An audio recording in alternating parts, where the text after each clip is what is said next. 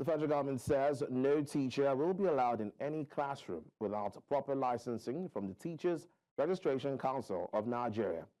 In a major policy shift, the Ministry of Education has redefined the roles of TRCN and the National Teachers Institute, insisting that only certified professionals will be allowed to teach. Education Minister Dr. Maruf Alausa says the new directive is part of efforts to improve quality and professionalism in the education sector. He warned that from 2027, schools without properly certified teachers will lose accreditation for major public exams like WAEC and NECO.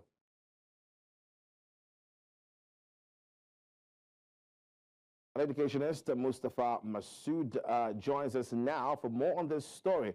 Mustafa is the Director, Education Department, Islamic Education Trust, Mina, Nigeria. Thank you, Mustafa, for joining us. With just 2 years until the 2027 deadline, do you think the timeline for the full TRCN compliance is realistic, especially for underfunded schools? Your device is muted. I'm not picking you. Sorry?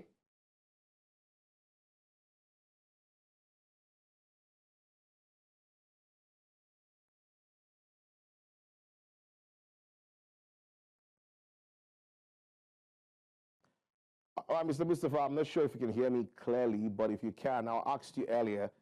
I said with just 2 years until 2027 deadline, do you think the timeline for the full TRCN compliance is realistic, especially for underfunded schools?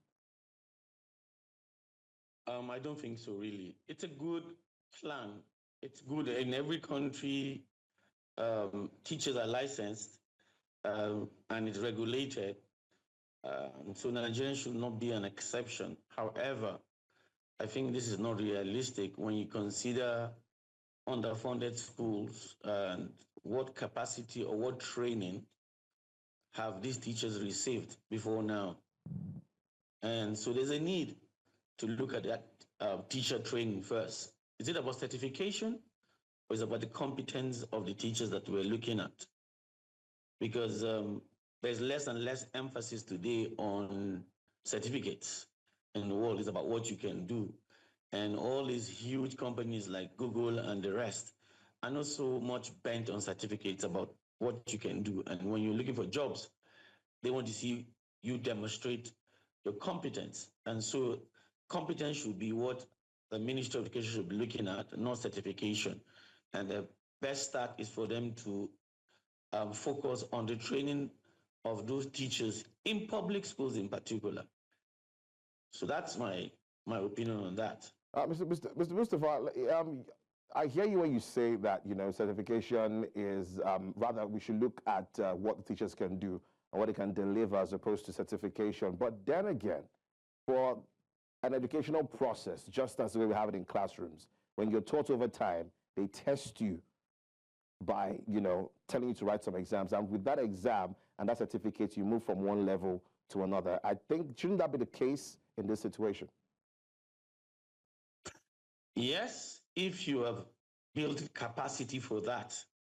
It's about building capacity first. And they need to look at building capacity for teachers in government schools. They need to look at how to make our certificates more authentic. We have a lot of cheating that goes on in exams all over the country. We cannot pretend to bury our head in the sand like an ostrich. But this is a reality, and these people who cheat get admissions into colleges of education and into university. And so focusing on just the certificate, when you're looking at the process that led to that how they got the certificate in the first place to be graduates of colleges of education, polytechnics, and university, if you don't look at that, then you will be actually they will get the certification. You'll have people with certificates, but the competence will not be there. So it's about how do we balance this, that we do not shoot ourselves in the foot. The rest of the world is not looking less and less. And that's why you have 16-year-old boys who have not gone to university working for Microsoft, working for Elon Musk and all these things. It's not about the paper. It's about their competence and what they values There's the UNDP goals or skills that is expected for schools and for universities and for graduates. What are we doing towards ensuring that our children get those skills and graduate with those skills? Because that's what's going to make them marketable in the global market. So that is my own concern. It's a good plan, but let's not put the horse before the cart, really, in this case. I think it's important we look at. I'd really love to know what immediate disruptions you foresee. Perhaps if we have a large number of uncertified but experienced teachers, suddenly get disqualified from the classroom. Wow. We're trying to, we have many out of school children today. We have many of them. And you're going to, and these children, they need good guidance in the form of experienced teachers. What you're going to do is we're going to create a situation where we will have less and less of teachers in the classroom. That's what I think is going to happen. We're going to chase teachers away. If you recollect, a couple of months back, almost a year, there was a sudden exodus of teachers to UK and other places. They lowered their standards in order to get all the normal qualifying exams that teachers who want to teach in the UK and America and other places do in order to grab our teachers. Right now, Abuja, many schools are dealing with lack of qualified teachers. That's the reality, particularly maths and English. And so you're going to exacerbate that condition where we're going to have more and more scarcity and dearth of qualified teachers in the classroom if we go ahead with this. This is the reality. There's already an economic crunch where teachers are struggling. How much are they paying them? Then you want to impose TRCN on them, TCRN certification on them. Many of them will probably not be able to afford the cost of the process to get the certification. So we need to look at that. And I will really suggest that there's a rethink on the timeline given and possibly give a frame, probably 5 years, and really mean it and work. When you give 5 years, then you work towards ensuring that every school teacher in the public sector as well as private sector key into this and is able to get that certification before the end of 5 years. I think that's better. What's the point in the rush? Really, the rush will do disservice to education in Nigeria. And so government needs to look at that first. That's my honest advice. Now, you talked about the fact that if this happens, there's a high chance that we'll have teachers or we'll have less teachers in our classrooms. And I'm just wondering, which is more important for us, having lots of teachers in the classroom or having certified, qualified teachers in our classroom? I think it's having teachers that are competent in the classroom. The fact that they're certified doesn't mean they're competent in the classroom, that they are able to engage with students. There's this goal now, one of the goals that no child should be left behind. And you need a competent teacher in order to enforce no leaving that child, making sure you carry along all pupils within or students within your classroom as a teacher. And without the proper child training, I don't think that's going to happen. And if we go ahead and implement this, it means we will lose a lot of experienced teachers. That's my honest truth. And we need to look at it, be very careful so that we don't shoot ourselves in the foot.